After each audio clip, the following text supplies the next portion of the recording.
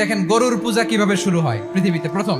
বনি ইসরায়েলের এক দুষ্ট লোক ছিল, নাম সামিরি। সে সবাইরে বললো তোমাদের স্বর্ণগুলো ফালাও। স্বর্ণগুলো ফেললো, বনি ইসরায়েলের স্বর্ণগুলোকে গলিয়ে গরুর বাচ্চা বানালো, গোবৎস। জিব্রাইল আলাইহিস সালাম যে জমিনে এসেছিলেন, ওই ফেরেশতার পায়ের নিচের একটু মাটি সে বুদ্ধি করে প্যাকেটে রেখে দিছিল। স্বর্ণ দিয়ে বানানো গোবৎস গরুর বাচ্চার গায়ে যখন সেই মাটি ছুঁড়ে দেয়া হলো, এখন বাছুরের ভেতর থেকে ভ্যাঁ ভ্যাঁ আওয়াজ আসতেছে। কি আসতেছে? সবাই তো অবাক।